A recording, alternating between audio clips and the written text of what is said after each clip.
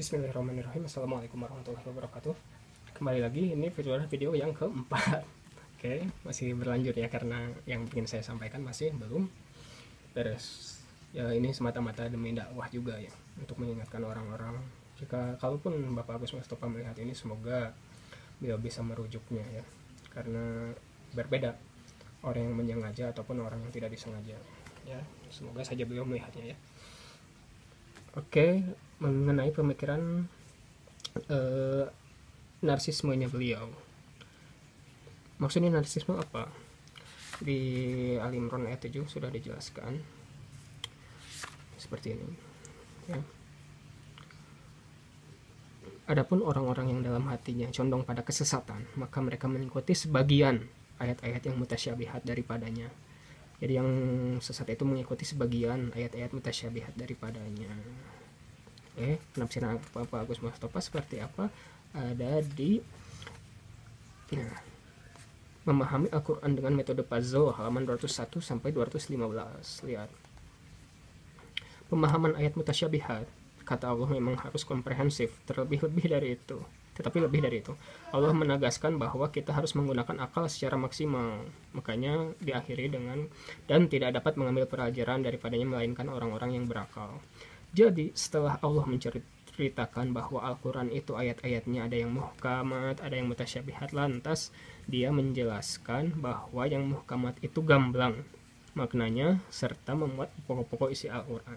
Sedangkan yang mutasyabihat lebih tersembunyi. Karena itu tidak boleh diambil sebagian. Karena itu tidak boleh diambil sebagian, harus diambil semuanya. Ya. Tidak boleh diambil sebagian, harus diambil semuanya. Dan menariknya, menurut ayat Al-Quran itu, dan tidak dapat mengambil pelajaran kecuali orang-orang yang berakal. Wow! Ini kata-kata beliau ya. Jadi apa kesimpulan Anda? Ternyata akal memegang peranan sangat penting, Mang. Betul, untuk bisa memahami ayat-ayat Al-Quran, apalagi yang mutasyabihat. Saya perlu jelaskan hal ini kepada Anda karena struktur kalimat yang ayat itu mengunci dan membentuk klaim yang tak bisa ditawar. Oke, maksudnya apa? Di akhir uraian singkat tadi, agaknya kita perlu memberikan acungan jempol kepada Bapak Agus Mustafa karena beliau telah memproklamirkan diri sebagai salah satu orang yang berilmu tinggi dan yang bisa mengambil pemahaman secara komprehensif dari ayat Al-Quran. Apa buktinya? Kata beliau, karena itu tidak boleh diambil sebagian, harus diambil semuanya. Ini kesalahan dari mana? Karena salah tafsir dari domir. Domir mana? Ini. Wa amal ladzina fi qulubihim zaighun fayat tab'u nama tasyabaha minhu ma tasyabaha minhu darinya. Hu ini domir huwa daripadanya. Jadi gini, kalau misalkan terjemah secara Indonesianya ya, adapun orang yang dalam hatinya condong kepada kesesatan, maka mereka mengikuti sebagian ayat-ayat yang mutasyabihat, mengikuti sebagian ayat-ayat yang mutasyabihat daripadanya, mengikuti sebagian ayat-ayat mutasyabihat daripadanya. Hu-nya beliau mengartikan kalau hu ini kembali kepada mutasyabihat. Paham nggak maksudnya?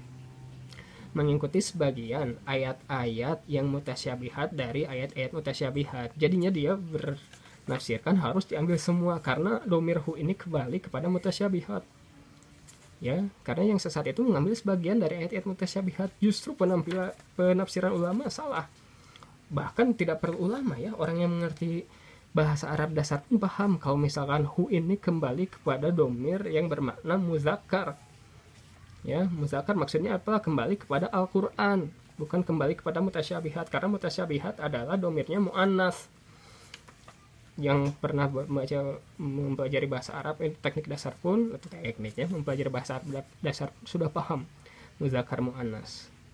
Ya, jadi domir minhu ini hu-nya kembali kepada Al-Quran. Jadi kalau misalkan Bapak Agus Mustafa minhu ini kembali kepada mutasyabihat, padahal hu ini domirnya muzakkar, bukan domir mu'annas.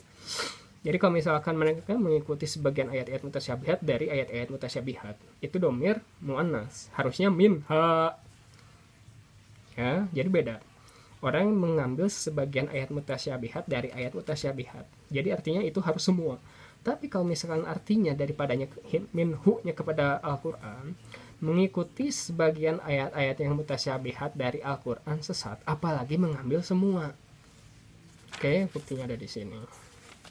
Tanggapan sudah dibahas ini. Tafsir Abu Thohir, ya, sudah dilihat di sini. Maka mereka mengikuti sebagian ayat-ayat yang mutasyabihat daripadanya. Maksudnya yang nyahu ini adalah Al-Quran. Masya Allah, masalah domir pun salah ya beliau. Masya Allah, ini masalah domir minhu. Jadi kembali lagi kesimpulannya, minhu mengambil sebagian ayat-ayat mutasyabihat. Jika mengambil sebagian ayat mutasyabihat dari ayat-ayat mutasyabihat, maka konsekuensinya harus mengambil semua ayat mutasyabihat, seperti yang penafsiran Bapak Agus Mustafa. Sedangkan jika hu-nya kembali kepada Al-Quran, maka mereka mengikuti sebagian yang sesat itu, mereka mengikuti sebagian ayat-ayat mutasyabihat dari Al-Quran. Jadi kalau misalkan hu-nya kembali kepada Al-Quran, yang sedikit aja udah sesat kok, apalagi yang mengambil banyak sebagai pijakan, itu salah ya. Masya Allah, masalah domir ini. Kembali lagi, apakah Bapak Agus Mustafa memiliki otoritas di dalam bidang menafsirkan Al-Quran setelah pemaparan yang saya jelaskan? Oke. Kontradiksi. Bapak Agus mengatakan tidak ada yang otoritas, tapi dia mengotoritaskan, memfinalkan pendapatnya sendiri, padahal pendapatnya salah. Oke, kembali lagi loh, Bapak Agus Mustafa mengambil dari ayat-ayat Al-Quran, ya. Metode pasil itu teh katanya bil matsur, yaitu menafsirkan Al-Quran dengan Al-Quran. Begitu juga para ulama. Bahkan ada komen di video saya yang sebelumnya yang membantah buku Bapak Agus. Saya mengambil pendapatnya Ibnu Katsir rahimahullah mengenai masalah akhirat tidak kekal selama ada langit dan bumi. Bisa dilihat di sini tafsir Ibnu Katsir ayat 5. Saya mengambil pendapat Imam Ibnu Katsir. Ya, di sini saya mengambil pendapat Ibnu Katsir di sini. Bisa jadi yang dimaksud dengan selama langit dan bumi masih ada adalah jenisnya, karena di akhirat juga ada langit dan bumi. Ya, karena di akhirat juga ada langit dan bumi. Mereka menganggap kalau misalkan saya hanya mengambil pendapatnya ulama, sedangkan yang harus diikuti adalah pendapat dari Al-Quran.